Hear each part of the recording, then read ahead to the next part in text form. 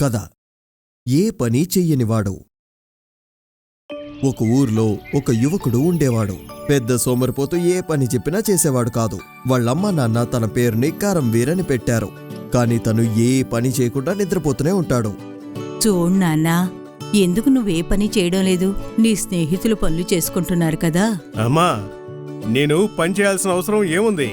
నా కోసం నాన్న ఎంతో సంపాదించి పెట్టారు కదా. కానీ దాంతో ఎన్ని రోజులు బతకగలం? కానీ నువ్వు తప్పకుండా పనికి వెళ్లాల్సిందే. అలాంటి రోజు ఎప్పుడూ రాదు. నేను ఇంట్లోనే కూర్చుని తింటాను. అలా అని చెప్పి కరంవీర్ అక్కడి నుంచి బయలుదేరి తన స్నేహితుడు పశుపతి ఇంటికి వెళ్తున్నాడు. చెప్పుకోవడానికే పశుపతి ఒక స్నేహితుడు, కాని ఎప్పుడూ తనకి కరంవీర్ని చూస్తే అసూయే. రా కరంవీర్, ఈరోజు ఏం కథ చెప్పడానికి వచ్చావు? అరే మిత్రమా, అసలు నువ్వు ఏం మాట్లాడుతున్నావు? ఇంతకుముందు నేను నీకెప్పుడు కథ చెప్పాను? అరే లేదు, నేనేదో ఊరికేలా అడగాలని అడిగాను. నువ్వు నాకు ఎప్పుడూ కథలు చెప్పలేదు కదా. నువ్వు ఎప్పుడూ నాకు నిజమే కదా చెప్తావు. అవును, అదే కదా నేను చెప్పాను. సరే గాని ఇంతవరకు నేను నీతో చెప్పని విషయం ఒకటి చెప్తాను, వింటావా? ఏంటది? మిత్రమా, పోయిన జన్మలో నేను మహారాజుని, ఎంతో బలమైన శక్తివంతమైన రాజుని. నా దగ్గర ఎంతో ధనం ఉండేవి. కానీ నా దగ్గర పనిచేసిన మంత్రి నన్ను మోసం చేశాడు. పక్క దేశం రాజుతో చేతులు కలిపి నన్ను దారుణంగా చంపేశారు.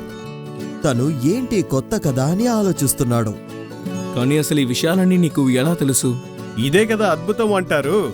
నేను ప్రత్యేకమైన వ్యక్తిని. నేను పుట్టిన వెంటనే మాట్లాడడం మొదలుపెట్టాను. ఓ అలాగా, నువ్వు చెప్తున్నావంటే అది నిజమే అనుకుంటాను. సరే మిత్రమా, నేను వెళ్ళొస్తాను. సరే. కరంవీర్ అక్కడి నుంచి బయలుదేరిపోయాడు. ఇంత పెద్ద అబద్ధాన్ని ఎలా చెప్తున్నాడు అని పశుపతి ఆలోచిస్తూ ఉండిపోయాడు. తను నడిచి వెళ్తున్న కరంవీర్ని చూస్తూ ఉండిపోయాడు. ఇలాగే కొన్ని రోజులు గడిచిపోయాయి. ఎప్పుడూ అంటూ ఉంటారు కదా, ఎంత ఆస్తి ఉన్నా సరే కూర్చుని తింటే ఖాళీ అయిపోతుందని. అదేలాగా తన దగ్గర ఉన్న ఆస్తి ఖాళీ అయిపోయింది. మెల్లగా తన దగ్గర ఉన్నది మొత్తం తను ఖాళీ చేసేశాడు. కరంవీర్ వాళ్ళ అమ్మగారి పరిస్థితి దారుణంగా మారింది. చూసావా, ఇప్పుడు మన దగ్గర ఏమీ లేదు. మీ తాతగారు నాన్నగారు కూడబెట్టిన డబ్బంతా అయిపోయింది. ఇప్పుడేం చేస్తావు? కానీ ఇంత త్వరగా అవన్నీ ఎలా పూర్తయిపోయాయి? మన దగ్గర బోల్డంత సంపద ఉండేవి కదా. డబ్బు ఎంతున్నా సరే నాన్న, మనం కాపాడుకోలేకపోతే ఏదో ఒక రోజు అది చేజారిపోతుంది. కానీ నా జీవితాంతం పనిచేయకర్లేదని ఇంతకాలం నేను భావించాను.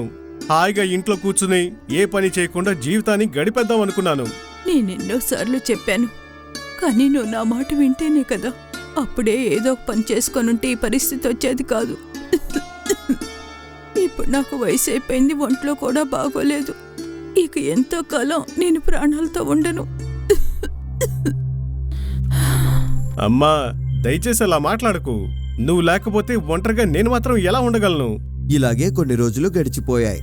ప్రతిరోజు తను తినడం కోసమైనా ఏదైనా సంపాదించాలని ఇల్లు దాటి బయటికెళ్లాడు.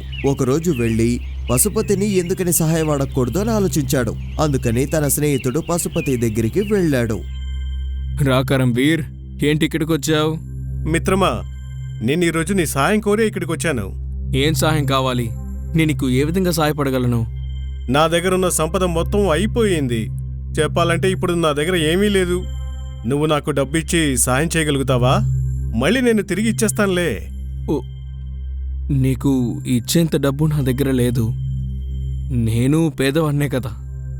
నాకొచ్చే డబ్బుతో నేను ఒక రోజుకి 2 పూట్లు మాత్రమే తినగలుగుతున్నాను. అంటే ఇప్పుడు నువ్వు నాకు సాయం చేయలేవా? చెయ్యలేను. నేను నీకు ఎటువంటి సహాయము చేయలేను. అంతేకాకుండా గత జన్మలో నువ్వు రాజువి కదా. నువ్వు నీ రాజ్యానికి వెళ్ళు, అక్కడ నీకు డబ్బులు దొరుకుతాయి కదా. ఇది విన్నాక కరంవీర్ అక్కడి నుంచి బయలుదేరిపోయాడు. పశుపతి మనసులోనే ఎంతో సంతోషించాడు. ఎక్కడికి వెళ్ళాలి, ఏం చెయ్యాలి అని కరంవీర్కి ఏమాత్రం అర్థం కాలేదు. తను అలా నడుస్తూ ఉన్నాడంతే. ఒక ఊరు వదిలి ఇంకొక ఊరికి వెళ్తున్నాడు. అలాగే నడుస్తూ నడుస్తూ ఒక రాజు కోట దగ్గరికి వచ్చాడు. రాజమందిరం దగ్గరలోనే ఉంది. తిన్నగా మహారాజు దగ్గరికి వెళ్ళి నేను పని అడుగుతాను. అలా అని అనుకుని దాని వైపుగా ప్రయాణం చేశాడు. కరంవీర్ దగ్గర ఉన్న ఒక్క మంచి విషయం ఏంటంటే తను ఎక్కువగా కథలు చెప్తాడు. ఎంత పెద్ద పెద్ద అబద్ధాలు చెప్తాడు అంటే దాన్ని ఎవ్వరైనా నమ్మేస్తారు. తను అక్కడికి వెళ్లి మహారాజుని కలవడానికి తిన్నగా వెళ్ళిపోయాడు. మహారాజా, నాకు మీరు పనిస్తారా? మహారాజు తన్ను చూసి ఒక ప్రశ్న అడగడం జరిగింది. నీకేం పని చేయడం తెలుసు? కథ చెప్పడం మొదలెట్టాడు. ఎవరు చేయలేని పని నేను తప్పకుండా చేయగలుగుతాను. మహారాజు అక్కడున్న దర్బార్ని చూసి ఆయన మంత్రితో ఇలా అడిగారు. ఏంటి మంత్రి, మీరేమంటారు? వాణ్ణి చూసిన వెంటనే ఏ పని చేస్తాడో చెప్పలేకపోయాను, కానీ పనిలో పెట్టుకుంటే చెప్పచ్చు. ఇంత ఖచ్చితంగా చెప్తున్నాడంటే ఖచ్చితంగా ఏదో ఒక పని వచ్చి ఉంటుందని మహారాజు ఉద్దేశం. ఆ తర్వాత మహారాజు ఏమన్నారంటే, సరే, ఒక రోజుకి నేను 1 కాసు నీకిస్తాను. ధన్యవాదాలు మహారాజా. కరంవీర్ చాలా సంతోషంగా ఉన్నాడు. ఎందుకంటే ఏ పని చేయకుండా రోజు ఆదాయం అయితే ఉంది కదా. ఆ కోటలో ఉన్న ముఖ్యమైన వ్యక్తుల్లో తను కూడా ఒకడిగా మారిపోయాడు. కొన్ని రోజులు ఇలాగే జరుగుతూ ఉంది. కానీ ఒకరోజు ప్రాణాలకు ప్రమాదం వచ్చింది. పక్క రాజ్యం యొక్క రాజా మన రాజ్యాన్ని ఆక్రమించాడు. మన శత్రువులు చాలా బలమైన వారిలా ఉన్నారు. వాళ్ళ సైన్యం కూడా చాలా ఎక్కువగా ఉంది. వాళ్ళ ముందు మన సైన్యం చాలా చిన్నదిగా ఉంది. మనం వాళ్ళని ఎలా ఎదిరించగలం? అక్కడ ఉన్నవాళ్ళు, మంత్రులు అందరూ ఏమనుకుంటున్నారో అడిగారు. అందరూ వాళ్లలో వాళ్ళు మాట్లాడుకుని ఏమన్నారంటే, మహారాజా, ఈ విషయంలో కరంవీర్ దగ్గర సహాయం అడుగుదాం. ఎందుకంటే వాడికి పని ఇవ్వాలి కదా. ఎవరో చేయలేని పని వాడు చేస్తానని చెప్పాడు. చూద్దాం ఏం చేస్తాడో. అవును, మంచి సమయానికి గుర్తు చేశారు. కరంవీర్ని వెంటనే ఇక్కడికి పిలవండి. హఠాత్తుగా మహారాజుకున్న దిగులు మొత్తం తీరిపోయింది. మహారాజు చెప్పినట్టుగా కరంవీర్ని అక్కడికి పిలుచుకొచ్చారు. కరంవీర్, మన శత్రు రాజ్యం మన రాజ్యాన్ని ఆక్రమించుకుంటున్నారు. ఈ సమస్య నుంచి మన రాజ్యాన్ని కాపాడాలి. అది విన్న వెంటనే తనకి గుండె పేలిపోయినట్టు అయిపోయింది. తన కథ ఇక ముగిసింది అనుకున్నాడు. కాని ఎవరి ముందు తన భయాన్ని మాత్రం తను చూపించుకోలేదు. ఆ తర్వాతే ఇక మాట్లాడడం మొదలుపెట్టాడు. మహారాజా, మన శత్రువుల్ని నేను అంతం చేసేస్తాను. మీరు అస్సలు కంగారు పడకండి. రేపొద్దునే మన శత్రువుల్ని ఎలా తరిమి కొడతానో మీరే చూస్తారు కదా. కరంవీర్ చెప్పింది విన్న వెంటనే మహారాజుకి ఒక నమ్మకం వచ్చింది. కాని కరంవీర్ పరిస్థితి దారుణంగా మారింది. తను మహారాజు దగ్గర ఎక్కువగా మాట్లాడడం అయితే చేశాడు. కాని శత్రువుల గురించి ఆలోచిస్తూ ఉంటే తనకి లోపల ఎంతో భయం వేస్తోంది. తన మనసులో, ఇప్పుడు మనం వెంటనే ఇక్కడి నుంచి తప్పించుకునే సమయం దగ్గర పడింది. ఈ రోజు రాత్రే ఈ ఊరు వదిలి నేను వెళ్ళిపోవాలి. రేపు ఉదయించడానికి ముందే ఈ రాజ్యం నుంచి దూరంగా వెళ్ళిపోవాలి. తెల్లారిన వెంటనే మహారాజు వచ్చి శత్రువుల్ని ఓడించడానికి ఒక పథకం వేయమని చెప్పారు. కానీ ఆయనకి తెలిసిన విషయం ఏంటంటే ఎంత వెతికినా కరంవీర్ మాత్రం దొరకలేదు అని. మహారాజా, మేం మొత్తం అంతా వెతికి చూసాం, కానీ కరంవీర్ మాత్రం ఎక్కడా లేడు మహారాజా. అది ఎలా సాధ్యం అవుతుంది? వాడు మన్నే మోసం చేయడానికి చూశాడా? వాడి ఆస్తినంతా ఆక్రమించేసేయండి. అతన్ని ఎవరు మన దగ్గరికి తీసుకొచ్చి అప్పగిస్తారో వాళ్ళకి బహుమతి ఇస్తామని చెప్పండి. ఆ తర్వాత మహారాజు కరంవీర్ని వెతకమని సిపాయిల్ని పంపించారు. కరంవీర్ అలా నడుచుకుంటూ ఒక అడవిలోకి వచ్చేశాడు. తనకిప్పుడు బాగా ఆకలేయడం మొదలయ్యింది. తనతో పాటు తనొక 3 రొట్టెల్ని తెచ్చుకున్నాడు. అది తిందామని నిర్ణయించుకున్నాడు. అలా ఆలోచిస్తూ పక్కనే ఉన్న ఒక బావి దగ్గరికెళ్లి కూర్చున్నాడు. ఆ తర్వాత దాన్ని తెరిచాడు. ఇందులో 3 రొట్టెలున్నాయి. ఇంకా ఇక్కడి నుంచి ఎంత దూరం పయనించాలో అర్థం కావట్లేదు. అలా ఆలోచిస్తూ మళ్ళీ అదే చెప్తూ ఉన్నాడు. 1 తిన్నా, లేకపోతే 2 తిన్నా, పోనీ 3 తినేనా? తను మళ్ళీ ఇదే చెప్తూ ఉన్నాడు. తను ఎక్కడైతే కూర్చున్నాడో ఆ బావిలో 3 దేవతలు ఉన్నారు. వాళ్ళు 3 కరంవీర్ చెప్పింది విని భయపడిపోయారు. వాళ్ళని తినడానికి ఎవరొచ్చేసారా అని. ఎవరది? మనల్ని తినడం గురించి మాట్లాడుతున్నారు.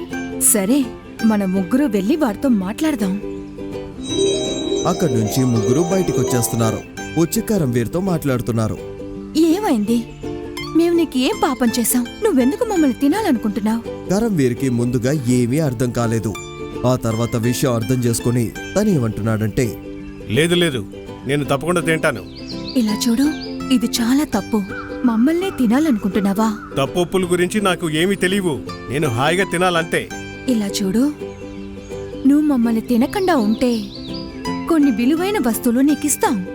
విలువైన వస్తువులా? ఇదిగో, ఇది తీసుకో.